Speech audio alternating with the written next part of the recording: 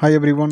இந்த வீடியோ மூலிமா நம்ம அல்ட்ராசானிக் வெல்டிங் எப்படி ஒர்க் ஆகுதுன்னு சொல்லிட்டு தான் டீட்டெயிலாக பார்க்க போகிறோம். இது மட்டும் இல்லாமல் இந்த அல்ட்ராசானிக் வெல்டிங்னு சொல்லிட்டு ஏன் நேம் வந்துச்சு, இதில் என்னென்ன எக்யூப்மெண்ட் இருக்குது, அந்த எக்யூப்மெண்ட்லாம் எப்படி ஒர்க் ஆகுது, இந்த அல்ட்ராசானிக் வெல்டிங்கை எந்த இடத்துல யூஸ் பண்ணுறாங்க, இதில் என்ன அட்வான்டேஜ் இருக்குது, என்ன டிஸ்அட்வான்டேஜ் இருக்குதுன்னு சொல்லிட்டு ஃபுல் டீட்டெயிலாக இந்த வீடியோவில் நம்ம அல்ட்ராசானிக் வெல்டிங்கை பற்றி பார்த்துருவோம்.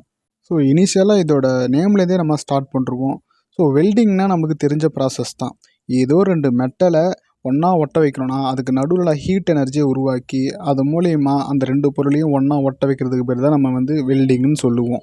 இதுவே அல்ட்ராசோனிக் வெல்டிங்னு சொல்லும்பொழுது ஏதோ ஒரு ரெண்டு மெட்டலை ஒன்றா ஒட்ட வைக்கிறதுக்காக நம்ம அல்ட்ராசோனிக் வேவை யூஸ் பண்ணுறோம். இதனால தான் இதை நம்ம அல்ட்ராசோனிக் வெல்டிங்னு சொல்கிறோம். ஸோ நார்மல் வெல்டிங் போலவே தான் இந்த அல்ட்ராசோனிக் வெல்டிங்கும் ஒர்க் ஆகும். ஆனால் நார்மல் வெல்டிங்கில் மெட்டல், ஸ்டீல் அது போல் எக்யூப்மெண்ட்டை வெல்டிங் பண்ணுவாங்க. இதுவே நம்ம ரப்பர், பிளாஸ்டிக், கண்ணாடி இது போல் பொருளை ஒட்ட வைக்கிறோன்னா இதுக்கு நம்ம நார்மல் வெல்டிங் யூஸ் பண்ண முடியாது. ஏன்னா நார்மல் வெல்டிங்கில் அதிகமான ஹீட்டு உருவாகும். அதனால் நம்ம யூஸ் பண்ணுற ரப்பரோ, கண்ணாடியோ, பிளாஸ்டிக்கோ மெல்ட் ஆக சான்ஸ் இருக்குது. ஸோ இதனால் இது மாதிரி பொருட்களை ஒட்ட வைக்கிறதுக்காக தான் இந்த அல்ட்ராசோனிக் வெல்டிங்கை நம்ம யூஸ் பண்ணுறோம்.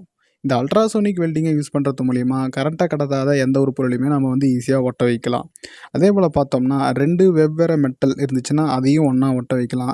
எக்ஸாம்பிளுக்கு ஒரு ரப்பர், ஒரு ஸ்டீல் பைப், இது ரெண்டுத்தையுமே இந்த அல்ட்ராசோனிக் வெல்டிங்கை யூஸ் பண்ணி ஒட்ட வைக்கலாம். ஸோ இது வரைக்குமே வெல்டிங்னா என்னன்னு சொல்லியிருக்கோம், அல்ட்ராசோனிக் வெல்டிங்கை யூஸ் பண்ணி எந்த மெட்டலை ஒட்ட வைக்கலாம்னு சொல்லிட்டு சொல்லியிருக்கோம். அடுத்ததாக இந்த அல்ட்ராசோனிக்கான வேர்டுக்கான மீனிங் எப்போ பார்க்க போகிறோம். இந்த வேர்டை நம்ம சின்ன வயசுலேயே கேட்டிருக்க வாய்ப்பு இருக்குது. நம்ம ஹியூமன்ஸால் உணரக்கூடிய சவுண்டு ஃப்ரீக்வன்சி பார்த்தோம்னா 20 ஹெர்ட்ஸ்லேருந்து 20,000 ஹெர்ட்ஸ் வரைக்கும் உணர முடியும். இதுவே 20,000 ஹெர்ட்ஸை விட அதிகமான சவுண்ட் ஃப்ரீக்வன்சியை நம்மளால் உணர முடியாது. ஸோ இந்த 20 ஹெர்ட்ஸுக்கு கீழேயும் 20,000 ஹெர்ட்ஸுக்கு மேலேயும் உருவாகிற ஃப்ரீக்வன்சியை தான் நம்ம அல்ட்ராசோனிக் வேவ்னு சொல்லுவோம். ஸோ இந்த அல்ட்ராசோனிக் வேவை உருவாக்கி தான் நம்ம இந்த எக்யூப்மெண்ட்டில் வெல்டிங்காக பண்ண போகிறோம். ஸோ இதனால தான் இதை அல்ட்ராசோனிக் வெல்டிங் சொல்கிறோம். இதுதான் அல்ட்ராசோனிக் வெல்டிங்கோட கன்ஸ்ட்ரக்ஷனல் டயக்ராம். இதில் பார்த்தோம்னா 3 எக்யூப்மெண்ட்டை யூஸ் பண்ணுறாங்க முக்கியமாக. இதில் ஃபஸ்ட்டு பார்த்தோம்னா ஃப்ரீக்வன்சி கன்வெர்ட்டர், செகண்டு டிரான்ஸ்டியூசர், மூணாவது இந்த டிரான்ஸ்டியூசருக்குள்ளே யூஸ் பண்ணுற மெட்டீரியல். ஸோ இந்த 3 பொறுத்து தான் இந்த ஃபுல் கிட்டுமே ஒர்க் ஆகுது. ஸோ ஃபஸ்ட்டு நம்ம பார்த்தோம்னா இந்த இனிஷியலாக இந்த டிவைஸுக்கு நம்ம ஏசி சப்ளை தான் கொடுப்போம். ஆல்டர்னேட்டிங் கரண்ட்டில் பார்த்தோம்னா 50 ஹெர்ட்ஸ் உருவாகும். 50 ஹெர்ட்ஸ் ஃப்ரீக்வன்சி, 230 வோல்டேஜ் நம்ம இன்புட்டாக கொடுக்குறோம். ஸோ இப்படி கொடுக்கும்போது அந்த ஃப்ரீக்வன்சி பத்தாது. ஏன்னா நம்ம கொடுக்குறது இன்புட்டாக 50 ஹெர்ட்ஸ் தான். ஸோ நம்மளுக்கு தேவையானது பார்த்தோம்னா 20,000 ஹெர்ட்ஸுக்கு மேலே. அதனால் இந்த கிட்டுக்குள்ளே நம்ம ஒரு பவர் ஃப்ரீக்வன்சி கன்வெர்ட்டரை யூஸ் பண்ணுறோம். அந்த பவர் ஃப்ரீக்வன்சி கன்வெர்ட்டர் மூலிமா நமக்கு இன்புட்டாக கிடைக்கிற 50 ஹெர்ட்ஸை நம்ம மினிமம் 20,000 ஃப்ரீக்வன்சியாக மாற்றுறோம். 20,000 ஹெர்ட்ஸ் ஃப்ரீக்வன்சியாக மாற்றுறோம். Next second equipment transducer. இந்த டிரான்ஸ்டியூசர்ன்றது ஒரு முக்கியமான எக்யூப்மெண்ட்டு. இந்த எக்யூப்மெண்ட்டோட ஒர்க் என்னன்னு சொல்லிட்டு பார்த்தோம்னா 2 வேலையை இந்த எக்யூப்மெண்ட்டு பண்ணும். ஒன்று, இந்த எக்யூப்மெண்ட்டுக்கு நம்ம இன்புட் சப்ளையை, எலக்ட்ரிக்கல் சப்ளையை கொடுத்தோம்னா அந்த எக்யூப்மெண்ட்டு எலக்ட்ரிக்கல் சப்ளையை வாங்கிட்டு நம்மளுக்கு வைப்ரேஷனை அவுட்புட்டாக கொடுக்கும். அதாவது மெக்கானிக்கல் வைப்ரேஷனை அவுட்புட்டாக கொடுக்கும். இதுவே இந்த டிரான்ஸ்டியூசருக்கு நம்ம வைப்ரேஷனை இன்புட்டாக கொடுத்தோம்னா இந்த டிரான்ஸ்டியூசர் வைப்ரேஷனை ஃபுல்லாக வாங்கிட்டு நம்மளுக்கு அவுட்புட்டாக எலக்ட்ரிக்கல் அவுட்புட்டாக கொடுக்குது. ஸோ நம்ம இங்கே பார்த்தோம்னா எலக்ட்ரிக்கல் இன்புட் தான் கொடுக்க போகிறோம். நம்மளுக்கு தேவையானது மெக்கானிக்கல் வைப்ரேஷன் அவுட்புட்டு தான். அடுத்த முக்கியமான எக்யூப்மெண்ட்டு பார்த்தோம்னா இந்த டிரான்ஸ்டியூசருக்குள்ளே யூஸ் பண்ணுற எக்யூப்மெண்ட்டு. ஸோ மேக்ஸிமம் இதுக்குள்ளே நம்ம கிறிஸ்டல் ஆசிலேட்டரை தான் யூஸ் பண்ணுவோம். ஸோ நம்மளுக்கு கிறிஸ்டல் கிடைக்கலனா பேரியம், டைட்டானியம் இது போல் கிறிஸ்டலை யூஸ் பண்ணி நம்ம வைப்ரேஷன் ஃபங்க்ஷனுக்காக யூஸ் பண்ணிக்கலாம்.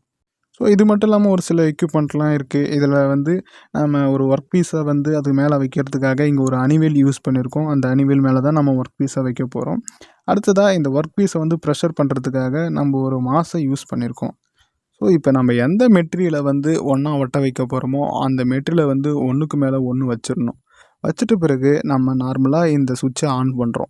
ஆன் பண்ணும்போது வழக்கமாக ஏசி சப்ளை உள்ள இன்புட்டாக போகும். அந்த ஏசி சப்ளை நம்ம ஏற்கனவே சொன்ன போல் ஹை ஃப்ரீக்வன்சி கன்வெர்ட்டர் மூலிமா நம்மளுக்கு கிடைக்கிற 50 ஹெர்ட்ஸை நம்ம கிட்டத்தட்ட 20,000 ஹெர்ட்ஸ்லேருந்து 60,000 ஹெர்ட்ஸ் வரைக்கும் கன்வெர்ட் பண்ணுறோம். ஸோ ஃப்ரீக்வன்சி அதிகமாக உருவாகிறதால அதில் யூஸ் பண்ணியிருக்க டிரான்ஸ்டியூசருக்குள்ளே இருக்க கிறிஸ்டல் இந்த எலக்ட்ரிக் எனர்ஜியை உள்ளே வாங்கிட்டு அது வைப்ரேஷன் அவுட்புட்டாக கொடுக்குது. அதாவது அதிருது. ஸோ இந்த கிறிஸ்டலில் உருவாகிற வைப்ரேஷனை மொத்தமாக ஒரே சென்டர் பாயிண்டில் கொண்டு வரணுன்றதுக்காக இந்த ஷார்ப்பான ஒரு எக்யூப்மெண்ட் மாரி ஒன்று யூஸ் பண்ணுவாங்க. அந்த எக்யூப்மெண்ட்டு வந்து டைரெக்டாக நம்ம எந்த மெட்டலில் எந்த இடத்துல வந்து வெல்டு வைக்கணுமோ அதுக்கு நேராக வச்சு ஃபிக்ஸ் பண்ணிடணும். ஃபிக்ஸ் பண்ணிட்டோம்னா சப்ளை கொடுக்கும்போது அதே ஒரே பாயிண்டில் இந்த பென்சில் முனை மாரி சொன்னோம் பார்த்தீங்களா, ஷார்ப்பாக இருக்குன்னு சொன்னோம் பார்த்தீங்களா ஒரு ஏரியா, அந்த ஏரியா மட்டும் பயங்கரமாக வைப்ரேஷன் ஆகும். ஸோ அந்த வைப்ரேஷன் பார்த்தோம்னா கிட்டத்தட்ட 0.02 மில்லிமீட்டர்லேருந்து 0.05 மில்லிமீட்டர் வரைக்கும் தான் இருக்கும். ஸோ ரொம்ப கேப் வந்து சின்னதாக தான் இருக்கும். ஆனால் அது வந்து அதோட வைப்ரேஷன் ரொம்ப ஃபாஸ்ட்டாக இருக்கும், ரொம்ப அதிகமாக இருக்கும். இப்போ நம்ம கண்ணுக்கு கூட தெரியாது. ஸோ அவ்வளோ ஃபாஸ்ட்டாக ஒரே இடத்துல வைப்ரேஷன் உருவாகிறதால, அதாவது மூமெண்ட் உருவாகிறதால அந்த 2 எக்யூப்மெண்ட்டுக்கு நடுவில் ஹீட் எனர்ஜி உருவாகுது. இது நம்மளுக்கு யூசுவலாக தெரிஞ்ச விஷயம் தான். ஏதோ 2 மெட்டலை வச்சுட்டு ஒன்று மேலே ஒன்று வச்சு ஃபாஸ்ட்டாக தேய்க்கும்போது அந்த மெட்டல் ஹீட் ஆகுது பார்த்தீங்களா, அதே கான்செப்ட் தான் இங்கேயும் யூஸ் பண்ணுறாங்க. ஸோ நம்ம ஃப்ரீக்வன்சி கன்வெர்ட்டர் மூலிமா எவ்வளோ அதிகமாக ஃப்ரீக்வன்சி கொடுக்குறோமோ அதே அளவுக்கு இந்த கிறிஸ்டல் ஆசிலேட்டரில் வந்து வைப்ரேஷன் அதிகமாக உருவாகும். ஸோ இந்த வைப்ரேஷன் உருவாகிறதால அந்த ஷார்ப்பான ஏரியாவில் முன்னும் பின்னுன்னு சொல்லிட்டு போயிட்டு வந்துகிட்டே இருக்கும். ஸோ அப்படி போகும்போது அதுக்கு கீழே நம்ம ஒர்க் பீஸை வைக்கும்போது அந்த ஒர்க் பீஸும் வந்து ஹீட் ஆகுது. ஸோ இந்த ஒர்க் பீஸில் உருவாகிற ஹீட்டை நம்ம எப்பயுமே மானிட்டர் பண்ணிக்கிட்டே இருக்கணும். இந்த ஹீட்டு கம்மியாக இருந்துச்சுன்னா இந்த மெட்டல் ஒட்டாகாது. அதே போல் ஹீட்டு அதிகமாக ஆகிடுச்சுன்னா மெல்ட்டும் ஆகிடும். ஸோ அதனால் கரெக்டான டெம்பரேச்சர் பார்த்து இந்த எக்யூப்மெண்ட்டுக்கு போகிற கரண்ட்டை நம்ம வந்து ஆஃப் பண்ணிடணும். ஸோ ஆஃப் பண்ணிவிட்டு மேலே இருக்க மாஸ்ன்னு சொல்லிட்டு ஒரு எக்யூப்மெண்ட் இருக்கும். அந்த எக்யூப்மெண்ட் மூலிமா நம்ம ப்ரெஷர் கொடுக்கும் பொழுது இந்த 2 ஒர்க் பீஸுமே ஒன்றோட ஒன்று ஒட்டிக்குது. இந்த டெக்னிக்கை தான் நம்ம வந்து ஷியர் ஸ்ட்ரெஸ் டெக்னிக்னு சொல்லுவோம். அடுத்ததாக இந்த அல்ட்ராசோனிக் வெல்டிங்கோட அட்வான்டேஜ். இதில் ஃபஸ்ட்டு பாயிண்ட்டு பார்த்தோம்னா, இந்த அல்ட்ராசோனிக் வெல்டிங்கை யூஸ் பண்ணுறதால எந்த விதமான ஸ்மோக்குமே உருவாகாது, எந்த விதமான புகையுமே உருவாகாது. ஸோ இதனால் வந்து என்விரான்மெண்ட்டுக்கு எந்த பொல்யூஷனும் உருவாகாது. 2வது பாயிண்ட் பார்த்தோம்னா, இதில் யூஸ் பண்ணுற பவர் பார்த்தோம்னா ரொம்ப கம்மியான பவர் இருந்தாலே போதும், நம்ம ஈஸியாக வெல்டிங் வேலையை செஞ்சு முடிச்சிடலாம். 3வது அட்வான்டேஜ், நம்ம வெல்டிங்காக எந்த ஃபில்லர் மெட்டீரியலுமே இங்கே யூஸ் பண்ண வேணாம். ஸோ நெக்ஸ்ட்டு இந்த அல்ட்ராசோனிக் வெல்டிங்கோட அப்ளிகேஷன் தான். மேக்ஸிமம் இந்த அல்ட்ராசோனிக் வெல்டிங்கை எந்த இடத்துல யூஸ் பண்ணுறாங்கன்னு சொல்லிட்டு பார்த்தோம்னா, எலக்ட்ரானிக் பிரிண்டட் சர்க்யூட் போர்டை வந்து ஜாயின் பண்ணுறதுக்காக மேக்ஸிமம் இந்த அல்ட்ராசோனிக் வெல்டிங்கை தான் யூஸ் பண்ணுவாங்க. ஸோ இது மட்டும் இல்லாமல் ஒரு சில ரப்பர், பிளாஸ்டிக் இண்டஸ்ட்ரீஸ் இது போல் இடத்துலையும் வந்து இந்த அல்ட்ராசோனிக் வெல்டிங்கை யூஸ் பண்ணுவாங்க. ஸோ வீடியோட எண்டுக்கு வந்துட்டோம். இந்த வீடியோ மூலிமா உங்களுக்கு அல்ட்ராசோனிக் வெல்டிங்னா என்னன்னு சொல்லிட்டு ஓரளவுக்கு நாலேஜ் கிடச்சிருக்குன்னு நினைக்கிறேன். இந்த வீடியோ உங்களுக்கு பிடிச்சிருந்தா வீடியோக்கு லைக் கொடுங்க. ஏன்னா டவுட்ஸ்னால் கமெண்ட் பாக்ஸில் கமெண்ட் பண்ணுங்கள். உங்கள் ஃப்ரெண்ட்ஸுக்கும் இந்த வீடியோ ஷேர் பண்ணுங்கள், அவங்களும் பார்த்து தெரிஞ்சுக்கிட்டோம். ஸோ மீண்டும் ஒரு நல்ல வீடியோவில் சந்திப்போம். நன்றி, வணக்கம்.